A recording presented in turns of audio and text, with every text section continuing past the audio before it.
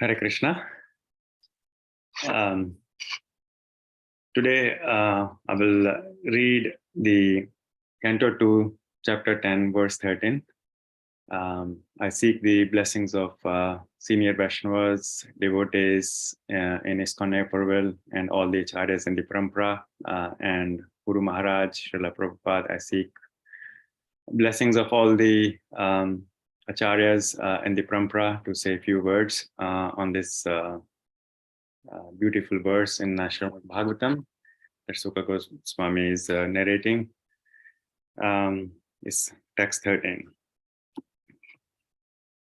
Om Namo Bhagavate Vasudevaya. Om Namo Bhagavate Vasudevaya. Om Namo Bhagavate Vasudevaya. Text 13.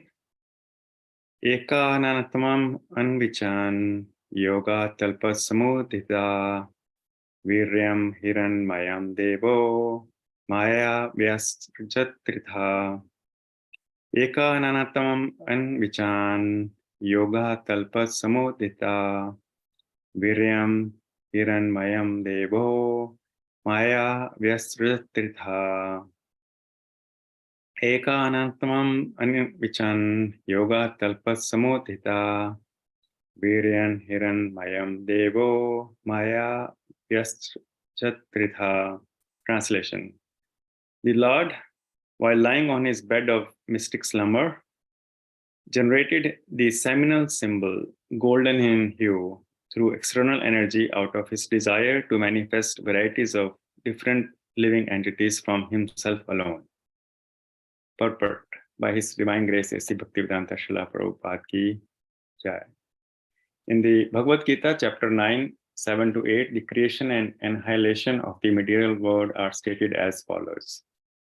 Sarva Bhutani Kaunteya Prakritam Yanti Prakritim Yanti Mamikam Kalpa Kyasa Punastani Kalpado Visrajami Aham Prakat Krikritam Swam Abhasyabhya Visrajami Puna Puna Bhutagram Imam Krishnam Avassam Prakrite Vasat. At the end of each millennium, the creative forces, namely the material nature and the living entities who struggle in the material nature, all merge together into the transcendental body of the Lord. And again, when the Lord desires to manifest them, all of them are again displayed by the Lord. Therefore, the material nature is working under the control of the Lord. All of them under the agency of the material nature and under the control of the Lord are thus repeatedly created and annihilated by the will of the Lord. As such, before the creation or manifestation of the material cosmic world, the Lord exists as total energy, Mahasamasti, and thus desiring himself to be diffused to many, he expands himself further into multi-total energy, Samasti. From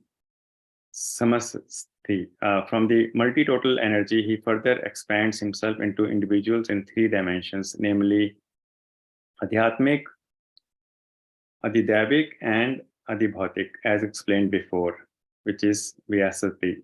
As such, the whole creation and creative energies are non-different and different simultaneously. Because everything is an emanation from him, the Mahavishnu or Mahasamasti, nothing of the cosmic energy is different from him, but all such expanded energies have specific functions and display as designed by the Lord, and therefore they are simultaneously different from the Lord. The living entities are also similar energies, marginal potency of the Lord, and thus they are simultaneously one with and different from him. At this stage of non-manifestation, the living energies remain potent in the Lord, and when they are let loose in the cosmic manifestation, they are exhibited differently in terms of different desires under the modes of nature. Such differential manifestations of the living energies are conditioned states of the living entities. The liberated living entities, however, in the Sanatana, which is the eternal manifestation, are unconditionally surrendered souls, and therefore they are not subject to the conditions of creation and annihilation. So this creation takes place by the glance of the Lord from his bedside of the mystic slumber. And thus all the universes and the Lord of the universe, Brahma, are again and again manifested and annihilated. Om Agyanatimirandasya Gyananjanaya Shalakya Chakshurunmitam Yena Tasmai Shri Guruve Namah. Shri Chaitanya Manobhishtam Stapitam Yena Bhutale Swayam Rupa Kadamayam Tatatki Swapadantikam. Vandeham Shri Guru Shri Yuta Padakamalam Shri Gurun Vaishnavam Cha Shri Rupam Sagrajatam Sahagana Rugnatvitam Tam Sajivam Sadvetam Savdutam Parijana Sahitam Krishna Chaitanya Devam Shri Radha Krishna Padan Sahagana Lalita Shri Vishakhan Vitam Cha He Krishna Karuna Sindhu Dino Bandho Jagatpate Gopisha Gopika Kanta Radha Kanta Namostute Tapta Kanchana Gaurangi Radhe Vrindavaneshwari Vishwabhanusute Devi Pranamani Hari Priye Vanchakalpatruprasya cha Kripa Sindhu Bhayava cha Patitnam Pavanbhyo Vaishnavabhyo Namo Namah Shri Krishna Chaitanya Prabhu Nityananda Shri Advaita Shri Gadadhara Shri Vasadi Gaura Bhakta Vrinda Hare Krishna Krishna Krishna Hare Hare Hare Ram Ram Ram Hare Hare Hare Krishna. In this continuation commentary from Shri Sukha Goswami, they are describing the manifestation and the creation of the universe. So the title I chose was The Father of All Creation. So some of the key highlights from this verse that the Lord is in the mystic slumber, which is the Yoga Nidra, on his bedside. So with such ease, Krishna is able to create and annihilate all the material universes. And so to a non-devotee, it may seem like that's almost impossible. How can all the creation be done so easily and annihilated? And actually, Krishna says in Bhagavad Gita that all this work doesn't bind him either. But the answer is, what is, as my Guru Maharaj says, what is the use of God when if you can't do anything impossible? So that is what Krishna is doing in his mystic slumber. And the other key takeaway is that the living entity and all the material creation as well is one with the Lord and different from the Lord simultaneously. So, and we should not forget that. And even when, and then the third takeaway was that even when we are annihilated, we are manifested again according to our desires. So wherever we left before, we pick it up again. And then the very important point that Krishna makes in this, Srila Prabhupada makes in his purport is that the surrendered souls are not subject to the conditions of creation and annihilation because they are Sanatana. And so those were the key highlights. And when we think of so just expanding on some of these highlights. So when we think of Krishna as the father or the king of the universe, and we are his children, so we are, we can be likened to the princes and the princesses of the universe. But the difference is it's not the ordinary prince or princess. This prince and princesses are the humble children, and we are supposed to be the role model that we are good steward of all the resources that are entrusted to us. And after our interaction with those resources, we make them better and not worse. We don't steal those resources, and we serve the public to the best of our ability. Public could be our fellow beings and also the other living entities. and we are the kind of children that we are humble, kind, and grateful, and we don't have any sense of entitlement, and we understand who the Supreme Father is, who the Supreme King is, and everything belongs to him, as this verse beautifully describes.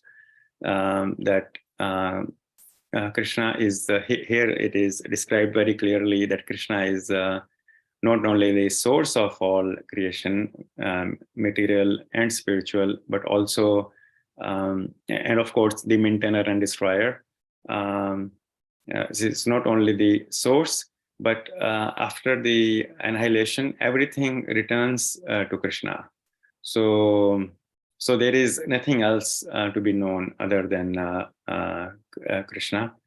And the other part of the being the bona fide and role model children of the Supreme Father or the Supreme King of the universe is that even our desires come from the manifest, because the Almighty Lord Krishna has desires, and the difference is that only his desires matter, and our desires are supposed to align and complement his desires, so we can actually be the instruments for the enjoyment of the Lord. And so I was, because this Bhagavatam verse mentions Bhagavad Gita, and so I also took the opportunity to revisit chapter 9, and what was the context of Krishna saying this verse, which is quoted here, 9.7 and 9.8, which is the most confidential knowledge. So, and how that chapter unfolds, because Srimad Bhagavatam is the narration about Krishna, and Bhagavad Gita, of course, is the narration by Krishna. So in that, I will also like to refer to Bhagavad Gita, and some of the, if we look at the chapter, is titled The Most Confidential Knowledge. And so this chapter starts with Krishna describing, after speaking to Arjuna, the detailed secrets that are not known to everyone. And so on this chapter, so the verse that is mentioned here is that is read in the purport is chapter 9, verse 7. O son of Kunti, at the end of millennium, all the material manifestation enter into my nature, and at the beginning of another millennium, by my potency, I create them again. So here, Krishna is describing that one that lasts for 100 years. So of Brahma, and one day of the Brahma is 4.3 billion Earth years, and one night of Brahma is 4.3. So we can do the math that one such year is 3.13 trillion Earth years. So that is how long it takes. And I was actually relating this to some of the scientific research that the life of the sun is around 4 trillion years. So that is actually listed here. And then in verse 8, Krishna goes on to describe that the whole cosmic order is under me. Under my will, it is automatically manifested again and again, and under my will, it is annihilated at the end. So this is again why this creation was. It was done for the enjoyment of Krishna, and also to exercise the highest purpose, which is to gain love of Krishna's, to basically share. Out of love, Krishna created us, and that is what we are supposed to do, is attain love for Krishna. And so this was done by Krishna's will and by Krishna's potency. So I will read some more verses that are very famous in this chapter and how this chapter unfolds, which is the most confidential knowledge. And then in verse 7, Krishna describes that I am the father of this universe, the mother, the support, and the grandsire. I am the object of knowledge, the purifier, and the syllable Om. I am also the Rig, the Sama, and the Yajur Vedas. That's text 17. And then in text 22, Krishna describes that that those who always worship me with exclusive devotion, meditating on my transcendental form, to them I carry what they lack and I preserve what they have. That's also a very famous verse. In verse 24, Krishna describes, I am the only enjoyer. So it doesn't say I am the enjoyer. So this relates to this verse in Srimad Bhagavatam as well. I am the only enjoyer and master of all sacrifices. Therefore, those who do not recognize my true transcendental nature falls down. So one of the things we can learn from this Srimad Bhagavatam verse 13, chapter 2, canto 2, chapter 10 is that, yes, we need to understand the father of the universe and how this is created, but also one of the things we can take away from this verse is that if we do not understand this transcendental form of Krishna, and then we have the potential and danger of falling down. Then in text 26, very famous verse again, we all know, if one offers me with love and devotion a leaf, a flower, a fruit, or water, I will accept it. Text 27, whatever you do, whatever you eat, whatever you offer or give away, and whatever austerities you perform, do that, O son of Kunti, as an offering to me. So this goes back to what we were describing. Krishna is the father of the universe. We are, as children, are the we can be the princes and princesses, but we are the ones who are ever grateful, and whatever we do is an offering to the Supreme Father. And then in text 34, which is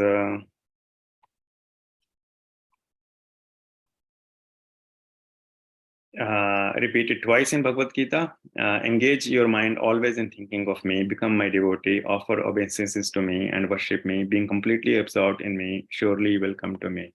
So why is Krishna telling us all this, that I am the source of this creation? And ultimately that, this whole chapter ends with Krishna describing the most confidential knowledge that, yes, under his direction, this whole universe is created and annihilated again and again, like in a clockwork, in of course, that is trillions of years, but it is still comes to an end.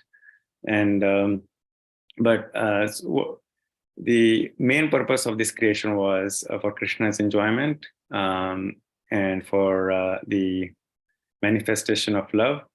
And so why Krishna tells us all this is that ultimately we can offer everything to Krishna. We can offer whatever we do, whatever we eat, and ultimately we offer as an we do that as an offering to him. And whatever results, whatever successes, whatever failures we achieve as well, we are asked not to be attached to them, because ultimately those results are in his hand.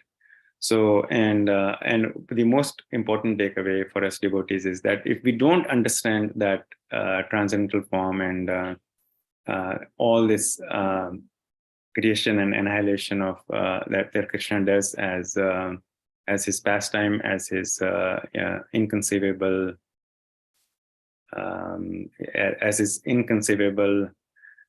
desire to do this, then we can fall down. So that was the key takeaway for me. And so it was nice for me to put together what Sukadeva Goswami is describing in Srimad Bhagavatam, and what Krishna describes in chapter 9 in Bhagavad Gita. So I will pause here to see if anyone has any questions, comments, or any corrections. I'll open the floor up for anyone to contribute.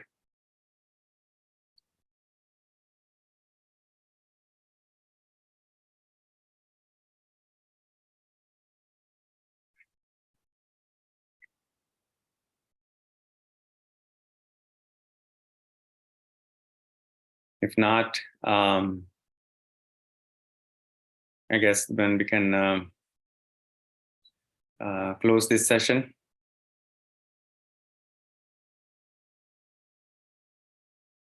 I know there is another meeting occurring that some devotees are going at 8 o'clock. So we can close it then. Vanchakalpaprasya cha kripa sindhubhya eva cha patitanam pavanebhyo vaishnavabhyo namo namah. Hare Krishna. Hare Krishna, Prabhu. Hare Krishna, Prabhu. What is the meeting, Prabhu, you are referring? Oh, it is for the revenue generation. That is, some members have signed. Okay. Yeah, the revenue generation for the new temple. Thank you so much, Prabhu. I mean, I was listening, so and I think one point I was thinking. I think you quoted Maharaj about if something impossible, if the Lord cannot do, then what is the use of God? I think the other day the point came. I mean, I think it was, I don't know, Gopal Hari Prabhu's class.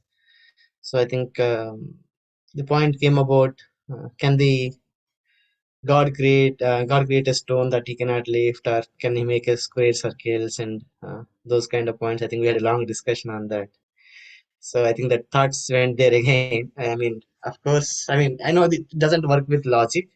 I think, yeah, I don't know where the class. I think that class happened in the Bhakti Vaibhav class. I think, yeah. So I remember now.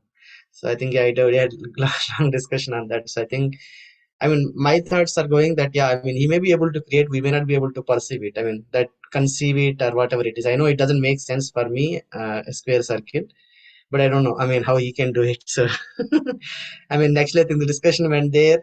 Something logic also doesn't. I mean, logic also has to make sense, right? Even in the sense of the God. I mean, so I mean, asking something which doesn't make sense. Can the Lord do it? I mean, of course, he may be able to do it, but I may not be able to understand it.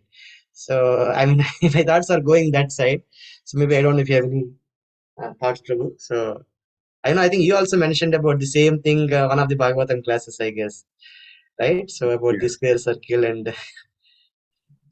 Yeah.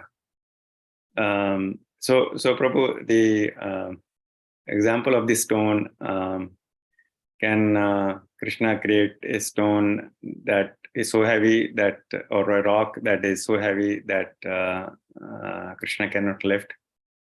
So that was the one example. What was the other example, Prabhu, about circle? Could you? Square circle. What's that? Square circle. Square and circle. Can you make a circle which is square? Okay. Can he make a circle which is square? Okay. Yeah, I think the stone one Prabhupada quoted multiple times. I mean, he can do it, and then at the next moment he can lift it. Yeah. But I think the moment that we are seeing, because of the time, we are giving a time, right? But then the people will ask, okay, can you do at the same time? I mean, because I go with the time, so I need time, right? Otherwise, it doesn't make sense to me. So, because from the Lord's case, yeah, I mean, maybe he can stop the time and he can do it at the same time. So, but for me, I don't understand, right? If the same time he can do it. So, but yeah, I think the way Prabhupada explained is that, yeah, he can move it, he can immediately lift it next moment. Because I need the time perspective, so I need to understand from that sense.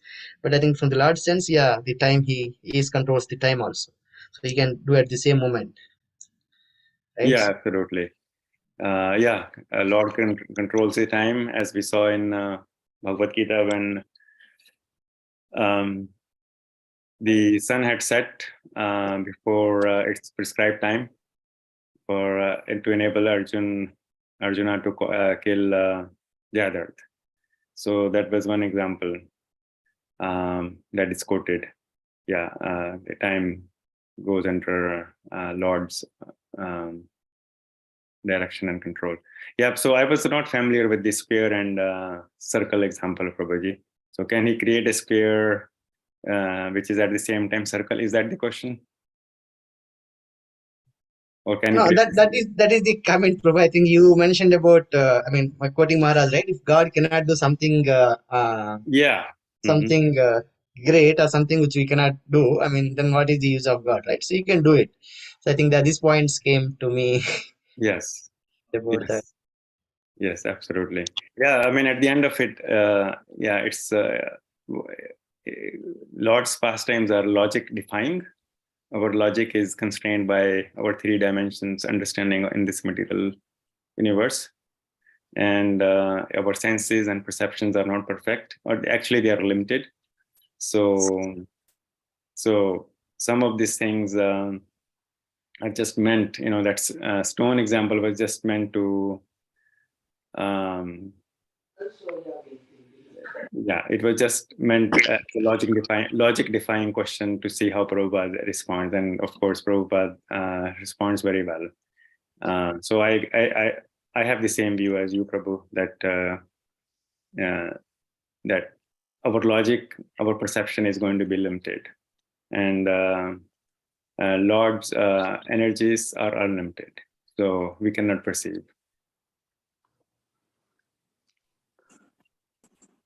Hare Krishna Prabhuji. Please accept my humble obeisances. All glories to Srila Prabhupada. All good, Srila Prabhupada. Thank you so much. Wonderful class today morning. We still have a lot of time, so I thought you will speak a little more. Mm-hmm. But anyway, Prabhuji, this particular discussion about time and what the Lord can do and Lord cannot do. You mentioned Mahabharata where Krishna actually plays with the eclipse and allows, So the same way there is in Srimad Bhagavatam, when we were reading Parikshit Maharaja's birth, there is this purport by Srila Prabhupada where he talks about who is a Mahatma, and then, for whom we do this Jayanti, and why we should not do it for others. In that particular, purport, Prabhupada also talks about how all the stars are aligned in the most perfect way for Parikshit Maharaj to be born. And the same way when the Lord himself is born. And these are all, like, again, Prabhupada explains, it's this is an arrangement by the Lord himself, irrespective of what the situation is or otherwise. If you look at it, all these great devotees of the Lord and the avatars of Lord are always born in the most perfect movement with all the planets and stars aligned properly. And that's possible only because it is his own orchestration. So that was one thing that I wanted to mention. And the other thing is, in the first canto we have already studied how the Lord creates. The creation of the Lord is so immense and so uh, all encompassing. All these small frameworks that we are speaking about, small dimensions, where can he lift, can he not lift, or like spatial things and other things, they're all very, very small when compared to the gigantic creation of the multiverses. So when somebody really comes to us and asks these questions, we need to actually use it. I know this is a thought experiment that we are all doing. It's nice when we take the micro example, but at the same time, if we show them at the macro level what the Lord is doing, and the Lord is perfectly capable of creating systems like that. It's not that he cannot create systems like that, but that's what we probably need to take it and draw the attention at the macro level rather than the micro level. So just wanted to point it out. That's all, Prabhuji. Yeah, thank you, Prabhuji, for sharing this. That's a very good reminder, to look at the big things that Lord is able to do. That just reminds me one example where I don't remember the exact names, but one of the devotees created, they had friends who were atheists and never believed that. They always propagate the Big Bang theory. And so the devotee created a little replica of the solar system, and a beautifully created replica. And so when the friends came to visit and say, okay, who created this? And devotee says, no, this was just created by randomness. Nobody created this. And they said, well, you got to be kidding me. Somebody must have created this. And then the response from the devotee was, look, if this little replica you don't believe is act of accident or randomness, and it was created by somebody. So what make, why don't we think that the actual solar system was created by somebody, and why do we think it was, as scientists propagate, it is a result of the Big Bang theory, and it's an act of randomness. So thank you for reminding macro. Yeah, thank you. I recently had an opportunity to speak to some audience, and they wanted, me to speak about creation, Vedic creation, because everyone talks about Big Bang. They talk, and they have the other theologies also speak about their own style of creation, but we don't speak about, like wherever we go, we never speak about, or mostly most of us, I'm not talking about ISKCON devotees, are generally not aware of creation, the Vedic version. Yeah. So I was asked to speak on that, and what I did was I did a thought experiment. I initially, first few minutes, I spoke about Big Bang theory, how it exploded, singularity, blah, blah, blah, and everything created, and all of that. Then I asked a couple of kids who were there, who were, teenagers, and asked one of the, kids, what do you want to become? One person said, I want to become an engineer. Then I said, okay, here is a ton of TNT and whatever else explosives you want. I'm going to give it to you. I want you to explode it and build this entire city, beautiful city. And he was shaking his head and he was laughing. That will only damage everything, but that explosion will not create anything. Okay, then I asked another kid, what do you want to become? That kid said she wanted to become a doctor. I said, okay, now I will give you a belt with explosives in it. You strap it onto your patient, let it explode. By that, can you create anything? And she said, no, you're murdering somebody, so you will not be able to create. Then I said, if that is true, why is it you guys accept Big Bang theory? When I said that, almost all of them agreed. Yeah, explosions don't create, they destroy. Yeah. And then that became a very easy opening to talk about creation. Then I started presenting our view, and they were all like, oh, Prabhuji, please come again, please talk more. The kids were particularly interested. So, they're, yeah, Prabhuji, so I'll stop there. Yeah, thank you for sharing that. This is a great example of how we can share examples with kids or adults actually that actually makes sense, because these Big Bang theories are just fed to us, and written in the books. They are all hypotheses. They are theories, hypotheses. They are not facts, and so we can refer to the facts in the scriptures. So very beautifully put, Prabhuji. Thank you for sharing. Yeah, very nice way you put, Prabhu. Where it happened actually? As you mentioned, I didn't hear that. Prabhuji, I was actually, about 4 months ago or 5 months ago, I was invited to HSS, one of the shakas. So there were all the parents as well as the kids. Everyone was there. They all listened to it, and they want me to go back again some point of time. So, so I'm trying to cultivate. Let us see, it produces something out of it. I don't want to become puffed with it. So nice, Prabhu. Thank you. Thank you, Prabhuji.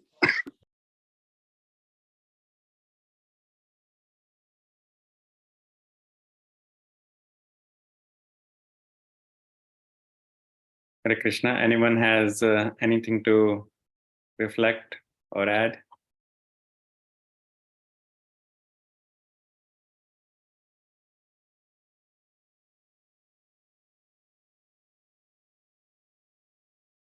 If not, then we can close here. Panchakalpasya cha kripa sindhubhya eva cha patitanam pavanbhyo vaishnavbhyo namo namah.